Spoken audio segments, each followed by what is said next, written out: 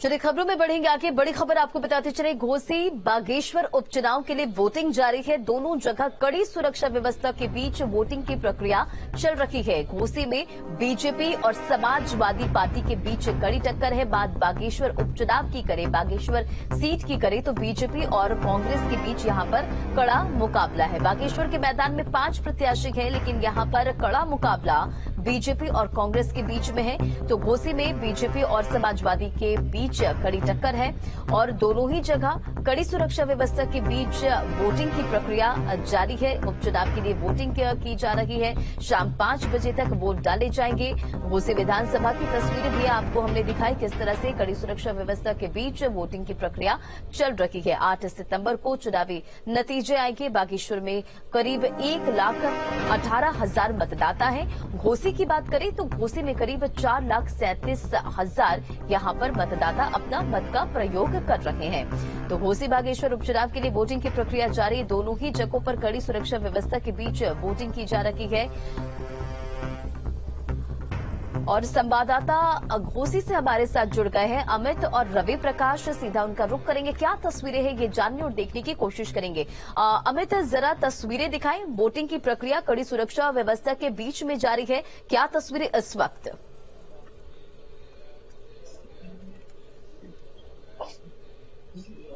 देखिए, इस वक्त मैं मदरसा अरबिया के ठीक सामने हूं। मदरसा अरबिया खैरुल मदारिस, इसमें 4 बूथ हैं। बूथ संख्या 132, बूथ संख्या 133, 134 और 135, 4 बूथ हैं।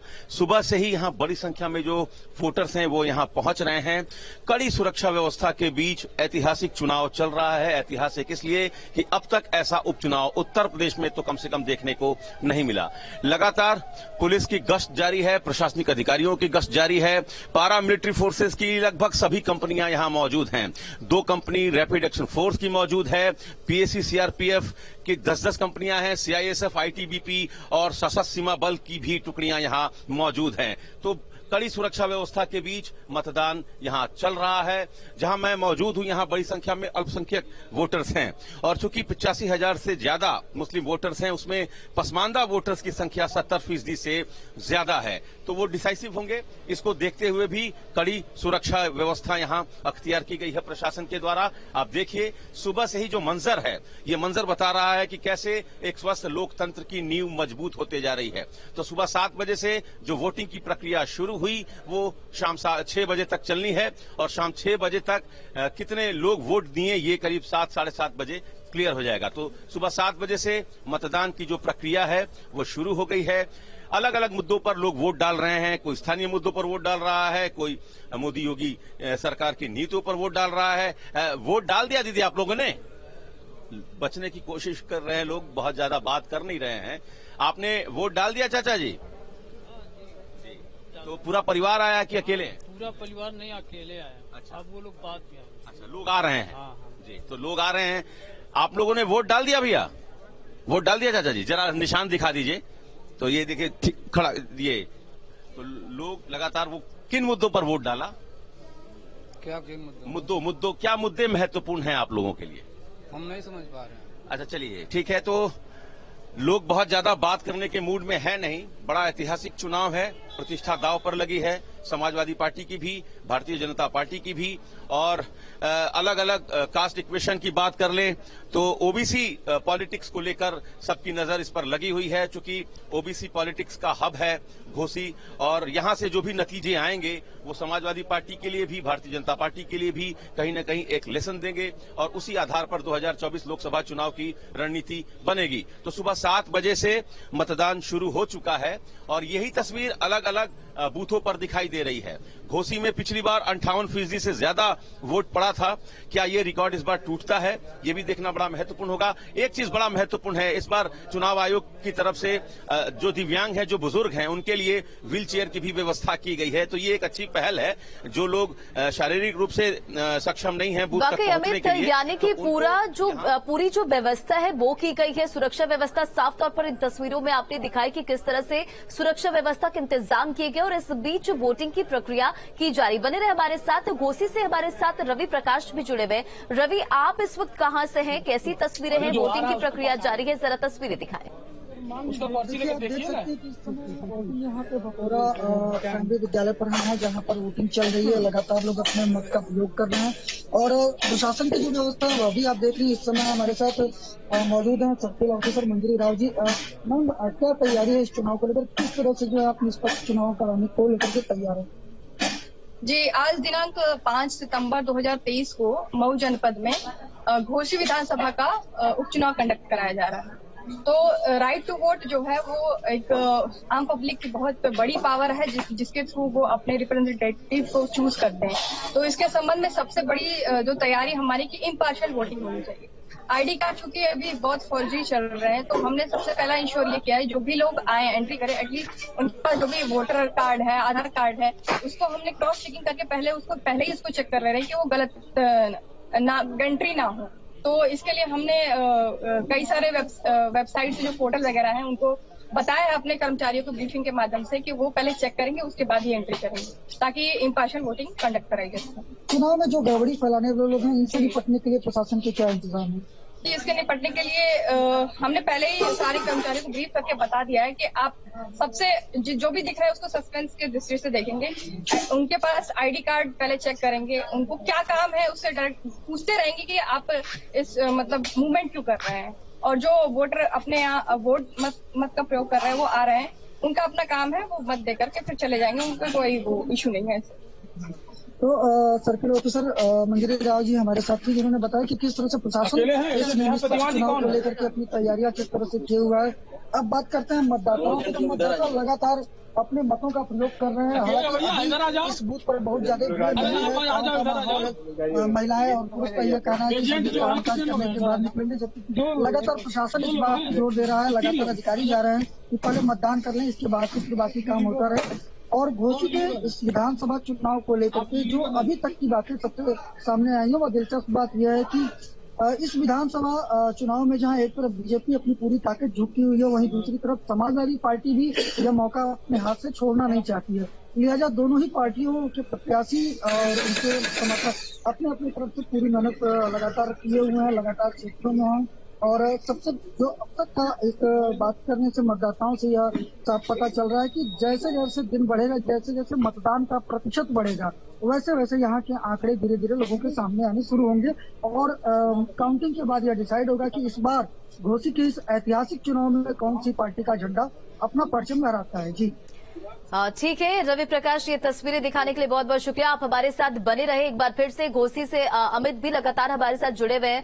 अमित, जिस तरह से चुनावी प्रचार प्रसार हुआ घोसी उपचुनाव और इस सीट के लिए, अपने आप में ये कई सवाल भी उठाते कि इस तरह से दोनों ही पार्टियों ने जैसे चुनाव प्रचार प्रसार किया, हालांकि इससे कुछ भी समीकरण बहुत ज्यादा बनता बिगड़ता नहीं दिख रहा, लेकिन क्या इसे माना जाए, क्या ये प्रतिष्ठा का सवाल है बीजेपी और समाजवादी पार्टी के लिए?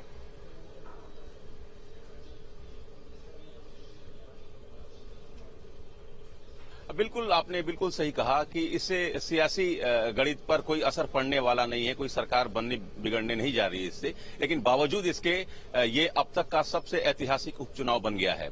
दोनों तरफ से प्रतिष्ठा का सवाल है, दोनों तरफ से नाक की लड़ाई है, दोनों तरफ से एक तरीके से ऐसी लड़ाई है ये कि इस लड़ाई को जो भी गठबंधन जीतेगा, आगे की राह उसके लिए आसान होगी, ऐसा विश्लेषक बता रहे हैं। चूंकि इंडिया गठबंधन बनने के बाद ये विपक्ष की पहली परीक्षा है। समाजवादी पार्टी के जो उम्मीदवार हैं सुधाकर सिंह, उनके पक्ष में कांग्रेस ने अपना उम्मीदवार खड़ा नहीं किया, बीएसपी ने चूंकि कैंडिडेट दिया नहीं है, तो इस लिहाज से भी बड़ा महत्वपूर्ण चुनाव है कि विपक्ष ने अपनी पूरी ताकत लगा दी है। अखिलेश यादव, शिवपाल यादव, तमाम जो पूर्वांचल के समाजवादी पार्टी के बड़े नेता हैं, ओम प्रकाश सिंह, राम गोविंद चौधरी, तमाम नेता यहां कैंपेनिंग करते रहे। बीजेपी की तरफ से संगठन को बहुत मेहनत करना पड़ा, मुख्यमंत्री की जनसभा करानी पड़ी, करीब 40 कैबिनेट मंत्री उत्तर प्रदेश के, करीब 3 दर्जन से ज्यादा सांसद लगाए गए। पूर्वांचल के जो भी बड़े चेहरे थे, गठबंधन के जो भी बड़े नेता थे, संजय निषाद हों, चाहे ओम प्रकाश राजभर हों, आशीष पटेल हों, तमाम लोगों ने यहां कैंपेनिंग की। इसकी बड़ी वजह सिर्फ ये है कि जो घोसी है वो ओबीसी पॉलिटिक्स के लिहाज से एक आदर्श विधानसभा मानी जाती है, और यहां से जो नतीजा आएगा वो ओबीसी पॉलिटिक्स के डायरेक्शन को वो तय करेगी। और चूंकि उत्तर प्रदेश में और देश में ओबीसी पॉलिटिक्स पॉलिटिक्स के अप्रोच पर ही सरकारें बन रही हैं, बिगड़ रही हैं। तो ओबीसी पॉलिटिक्स के लिहाज से यहां से जो नतीजा आएगा 8 सितंबर को, वो बड़ा महत्वपूर्ण होगा। और इसी लिहाज से दोनों जो गठबंधन है अपनी पूरी ताकत लगाए हैं। इस पर दिल्ली की भी नजर बनी हुई है, चूंकि अगर एनडीए गठबंधन यहां से चुनाव जीतता है, दारा सिंह अगर चुनाव जीतते हैं तो मैसेज साफ जाएगा कि कमल के फूल पर किसी भी कैंडिडेट को हम खड़ा करके जिता सकते हैं। लेकिन अगर सुधाकर सिंह चुनाव जीतते हैं तो कहीं ना कहीं समाजवादी पार्टी को पॉलिटिकल एज मिलेगा। समाजवादी पार्टी न सिर्फ लोकसभा चुनाव में ज्यादा से ज्यादा सीटें झटकने में कामयाब होगी, उत्तर प्रदेश के बाहर भी उसका दावा मजबूत होगा। और वाकई अमित, चलिए ये तस्वीरों तो साफ 8 सितंबर को होगी जब चुनावी नतीजे आएंगे। अमित, आप इस वक्त बूथ पर मौजूद हैं और ये तस्वीरें देखना और दर्शकों को दिखाना भी बेहद जरूरी कि किस तरह से घोसी उपचुनाव में जो वोटर्स वहां पहुंच रहे उनमें उत्साह है। जरा अगर आप बात कर सके लोगों से तो बातचीत करिए कि किन चुनावी मुद्दों, क्या उनके मुद्दे हैं, उसके साथ वो वोट डालने के लिए आ रहे हैं और क्या तस्वीरें, जरा दिखाने की कोशिश करें अमित। बिल्कुल बिल्कुल, देखिए मैं दिखाने की कोशिश कर रहा हूं। इस समय मैं मदरसा अरबिया खैरुल मदारिस, 4 बूथ है यहाँ। अल्पसंख्यक समाज के ज्यादा से ज्यादा वोटर्स यहाँ वोट डालते हैं और बड़ा मुश्किल होता है उनको कन्विंस करना। वो बहुत अमित से फिर से जुड़ने की कोशिश करेंगे, लेकिन हमारे साथ रवि प्रकाश भी घोसी के नदबा सराय से बने हुए हैं। रवि, एक बार फिर से आपसे गुजारिश होगी, देखिए लगातार जो उत्साह है वोटरों का वो देखने को मिल रहा है। सुबह से ही लोग वोट अपना कास्ट करने के लिए पहुंच रहे हैं। जरा तस्वीरें दिखाइए, किन चुनावी मुद्दों के साथ क्या उनके मुद्दे हैं, क्या स्थानीय मुद्दे हैं, उसे लेकर वोट डालने के लिए पहुंच रहे हैं। बिल्कुल, आप देख सकती हैं कि बूथ पर लगातार लोग आते जा रहे हैं और यहाँ पर धीरे धीरे अब एक जो है मतलब कि वोटिंग परसेंटेज यह कहा जा सकता है कि धीरे धीरे अब बढ़ रहा है। अब बात करते हैं उन लोगों की जो लोग यहाँ मतदान करने आ रहे हैं, हम उनसे भी यहाँ के मुद्दे जानेंगे और उनसे यह पूछने की कोशिश करेंगे कि आखिर इस बार चुनाव के मुद्दे क्या हैं, किन मुद्दों को लेकर के वह वोटिंग कर रहे हैं। प्रशासन की जो व्यवस्था है वह काफी सख्त रूप से है। प्रशासन लगातार और इस बात की ध्यान है किसी भी तरह की फर्जी वोटिंग न हो और इस बात को लेकर के लगातार सबके आई कार्ड चेक किए जा रहे हैं। यहाँ आप देख सकती हैं कुछ महिलाएं भी खड़ी हैं, कुछ बुजुर्ग आ रहे हैं जो कि मतदान का प्रयोग करने जा रहे हैं। हम लोगों से बात करेंगे। आइए आपसे बात करते हैं। चाची, वोट डाल चुकी हैं? अभी नहीं। अच्छा, क्या वोट आप डालने जा रहे हैं? डाल दी हैं। क्या मतलब यहाँ पे क्या मुद्दा लग रहा है इस बार चुनाव में कि मतलब किस मुद्दे को लेकर के वोटिंग करने जा रही है? क्या यहाँ कमी है, क्या यहाँ चाहिए? सब सही है। तो इनके हिसाब से फिलहाल की जो अभी स्थिति है, हालांकि काफी संकोच कर रही है और इनका कहना है कि अभी हमारी सारी चीजें सही है, लेकिन चुनाव में कुछ न कुछ मुद्दे लगातार बने ही रहते हैं क्योंकि बिना मुद्दों को लेकर के चुनाव कितना हर किसी की जरूरत होती है, किसी की सड़क, किसी की बिजली, किसी की पानी या अन्य मुद्दे यहाँ पर है जो लोगों से बातचीत करने के दौरान यहाँ सामने आए। हालांकि अभी इस वक्त यहाँ पर बहुत ज्यादा भीड़ नहीं है। हम किसी और बूथ पर भी जाएंगे और जहाँ लोगों से बात करके और यहाँ के मुद्दे जानने की कोशिश करेंगे। साथ ही साथ यह प्रयास करेंगे कि इस बार का जो चुनाव है क्या वह बीजेपी बनाम सपा समाजवादी पार्टी के बेस पे लड़ा जा रहा है या फिर विकास के मुद्दों को लड़ा जा रहा है, और अगर विकास के मुद्दे पे चुनाव लड़ा जा रहा है तो इस बार के चुनावी मुद्दे क्या क्या हैं। जी वाकई रवि प्रकाश, ये तो तस्वीरें आगे 8 सितंबर को साफ होगी। हमारे साथ आप बने रहे। अमित भी लगातार बने हुए हैं। अमित, देखिए जिस तरह से प्रचार प्रसार इस बार किया गया है, कई सवाल तो उठ रहे हैं, लेकिन क्या दारा सिंह चौहान के लिए ये जो चुनाव है वो बहुत आसान है? क्या चुनौती बहुत आसान है? क्योंकि जिस तरह से उन्होंने दल बदला है तो कहीं ना कहीं सवाल तो बहुत उठ रहे हैं।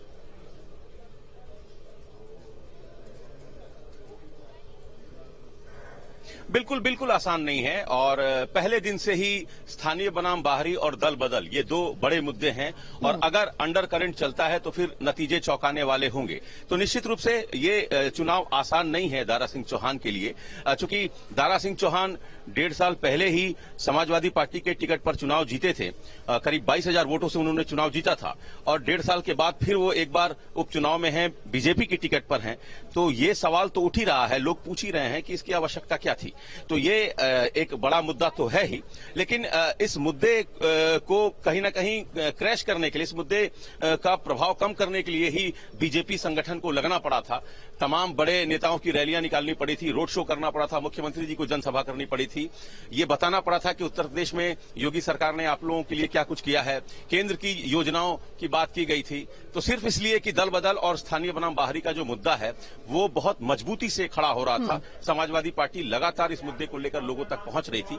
इस मुद्दे को प्रभावहीन करने के लिए, इसका प्रभाव कम करने के लिए ही संगठन को मेहनत करनी पड़ी थी। तो 8 सितंबर को ये तय हो जाएगा कि बीजेपी संगठन, बीजेपी गठबंधन के जो नेता लगे उसमें कितनी कामयाबी उनको मिली। लेकिन ये दो मुद्दे तो महत्वपूर्ण हैं ही और कहीं ना कहीं मतदाताओं के दिमाग में भी होगा। लेकिन स्थानीय मुद्दे भी बड़े महत्वपूर्ण है। कानून व्यवस्था का मुद्दा बड़ा महत्वपूर्ण है। मऊ की पहचान हम सबको पता है, मुख्तार अंसारी का एक और बड़ा वाकई ये मुद्दे बहुत महत्वपूर्ण है। हमें तो और जरा आप लोगों से बात करें, क्या तमाम ये मुद्दे वो लेकर वोट अपना कास्ट करने के लिए पहुंच रहे, क्या तस्वीरें वो दिखाने की कोशिश करें? जी आपने वोट डाल दिया? हाँ जी, मेरा इंतजार कर रहे हैं। अच्छा, वोट डालने जा रहे हैं। तो घोसी और बागेश्वर उपचुनाव को लेकर वोटिंग की प्रक्रिया जारी है। कड़ी सुरक्षा व्यवस्था के बीच जो वोटर्स अपना वोट कास्ट करने के लिए पहुंच रहे हैं। तमाम अपडेट लगातार न्यूज स्टेट पर जारी है। रुकेंगे छोटे से ब्रेक के लिए, बने रहें।